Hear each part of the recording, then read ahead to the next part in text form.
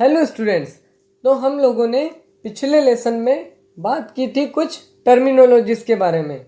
अब हम इस लेसन में पढ़ने जा रहे हैं Werner's theory of coordination compound, जहाँ पर हम लोग वो जो हम स्क्वायर ब्रैकेट में फॉर्मूला लिख रहे थे और उसके बाहर जो भी कुछ लिख रहे थे उस चीज़ को हम यहाँ पर समझेंगे इस थ्योरी के अकॉर्डिंग। तो ये थ्योरी अल्फ्रेड वर्नर ने 1866 से 1919 में दी थी और इसी थ्योरी के बेस पे उन्होंने मेटल आयन की प्राइमरी और सेकेंडरी वैलेंसी का कंसेप्ट दिया था। इसके लिए उन्होंने कुछ एक्सपेरिमेंट्स किए थे।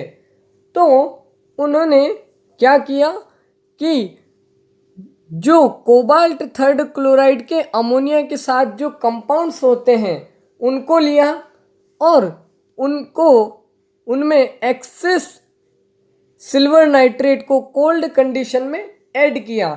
तो उन्होंने देखा कि कुछ क्लोराइड आयंस जो होते हैं वो तो प्रिसिपिटेटेड हो जाते हैं, पर कुछ जो आयंस होते हैं वो सॉल्यूशन में ऐसे के ऐसे रह जाते हैं। तो यहाँ पर इन्होंने कुछ ये कोबाल्ट थर्ड क्लोराइड के अमोनिया के साथ कंपाउंड्स लिए थे, यहाँ पर सिल्वर नाइट्रेट के साथ इनको ट्रीट किया, तब इस वाले कंपाउंड से 3 Cl आयन प्रेसिपिटेट हुए जो कि AgCl के फॉर्म में थे। यहाँ पर 2 Cl आयन प्रेसिपिटेट हुए AgCl के फॉर्म में, यहाँ पर एक आयन ही प्रेसिपिटेटेड हुआ AgCl के फॉर्म में। अब इन्होंने फर्दर क्या किया, कंडक्टेंस मेजरमेंट किया। तो कंडक्टेंस मेजरमेंट क्या करता है कि जो सॉल्यूशन होता है कंपाउंड्स का वो कितने आयंस फर्निश्ड कर रहा है इसका एस्टिमेशन करने में हमारी हेल्प करता है। तो उन्होंने किया क्या कि जो कोऑर्डिनेशन कंपाउंड का सॉल्यूशन था उनका मोलर कंडक्टेंस मेजर किया और उसको कंपेयर कर दिया किससे, नॉन इलेक्ट्रोलाइट्स से, जिनका हमको मोलर कंडक्टेंस पता है उससे। तो यहाँ पर इन्होंने वही 3 कंपाउंड के साथ ऐसा किया।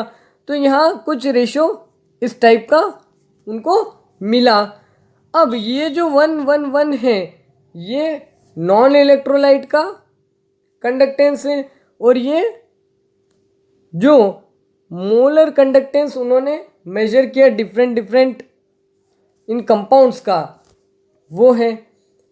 तब उन्होंने देखा कि यहाँ पर कुछ इस टाइप का डाटा उन्हें मिला, मतलब इसमें इसका कंडक्टेंस 3 टाइम्स बढ़ गया, इसमें 2 टाइम्स बढ़ा, यहाँ पर 1 टाइम इसका या 1 आयंस इसने फर्निश किए। तो उन्होंने इस बेसिस पे इन कंपाउंड को फॉर्मुलेटेड किया, कैसे कि जिसने 3 Cl आयन AgCl के फॉर्म में प्रेसिपिटेट कर दिए थे तो उन्होंने उन 3 Cl को बाहर लिखा ब्रैकेट के, और जिसने 2 दिए थे उनमें 2 Cl को बाहर रखा और 1 Cl को अंदर लिखा, और जिसने एक ही Cl दिया था उसमें 1 Cl को बाहर रखा और 2 Cl को ब्रैकेट के अंदर रखा। अब ये तो था इनका एक्सपेरिमेंट। उसके बाद उन्होंने कुछ पोस्टुलेट्स दिए। तो फर्स्ट पोस्टुलेट था कि कोऑर्डिनेशन कंपाउंड में जो मेटल्स होते हैं वो 2 टाइप की वैलेंसी शो करते हैं। कौन कौन सी, प्राइमरी और सेकेंडरी। और जो प्राइमरी वैलेंसीज जो होती हैं वो आयोनाइजेबल होती है और हमेशा सेटिस्फाइड होती है किससे, नेगेटिव आयंस से। तो यहाँ पर हमने एक एग्जाम्पल लिया है कोबाल्ट थर्ड क्लोराइड और अमोनिया का ही एक कंपाउंड है ये, जो उन्होंने यूज़ किया था उनके एक्सपेरिमेंट में। तो ये जो ब्रैकेट के बाहर है ये क्या होंगी, प्राइमरी वैलेंसी, और ये किससे सेटिस्फाइड है, Cl के ऊपर एक नेगेटिव चार्ज है, यानी कि 3 Cl से सेटिस्फाइड है, यानी कि नेगेटिव आयंस से सेटिस्फाइड है। क्लियर होता है। और जो ये आयोनाइजेबल भी है, क्योंकि ये क्या हो रहा था वहाँ पर कि जब इस कंपाउंड को AgNO3 के साथ हम एक्सेस AgNO3 के साथ ऐड करते हैं तब ये 3 AgCl में प्रिसिपिटेटेड हो जाता है, यानी कि ये 3 Cl क्या हो रहे हैं, आयोनाइज हो जा रहे हैं। तो ये आयोनाइजेबल वैलेंसी है। और जो सेकेंडरी वैलेंसीज जो हैं वो नॉन आयोनाइजेबल होती हैं और सेटिस्फाइड होती है किससे, न्यूट्रल मॉलिक्यूल और नेगेटिव आयंस से। तो सेकेंडरी वैलेंसी ये जो स्क्वायर ब्रैकेट के अंदर है, ये यहाँ पर NH3 से सेटिस्फाइड है, 6 NH3 से, और NH3 के ऊपर कोई भी चार्ज होता नहीं, यानी कि न्यूट्रल मॉलिक्यूल है। और यहाँ पर एक कंडीशन है, जब अगर हम इस कंपाउंड को देखेंगे तो यहाँ पर सेकेंडरी वैलेंसी NH3 से, मतलब 5 NH3 से और एक Cl नेगेटिव से सेटिस्फाइड है, यानी कि यहाँ पर एक नेगेटिव आयंस भी है और न्यूट्रल मॉलिक्यूल्स भी हैं। तो ये बात क्लियर होती है न्यूट्रल मॉलिक्यूल और नेगेटिव आयंस वाली। ठीक है। अब जो प्राइमरी वैलेंसी होती है वो ऑक्सीडेशन स्टेट को करस्पॉन्ड करती है, जबकि जो सेकेंडरी वैलेंसी होती है वो करस्पॉन्ड करती है कोऑर्डिनेशन नंबर से। तो ऑक्सीडेशन स्टेट के बारे में तो हम लोग जानते ही हैं। तो ये कैसे करस्पॉन्ड कर रही है, क्योंकि यहाँ पर क्या हो रहा है, ब्रैकेट के अंदर लिखे हुई जो भी है उसे क्या हम बोलते हैं, कोऑर्डिनेशन एंटिटी। और इस पूरी कोऑर्डिनेशन एंटिटी के पास कितने चार्ज है, CO की वैलेंसी यहाँ पे कितनी है, +3, और ये NH3 तो न्यूट्रल है, तो मतलब ये तो इसकी जो +3 चार्ज है उसको न्यूट्रलाइज कर नहीं पाएगा। तो यहाँ पर पूरी कोऑर्डिनेशन एंटिटी पे क्या चार्ज है, +3 चार्ज है।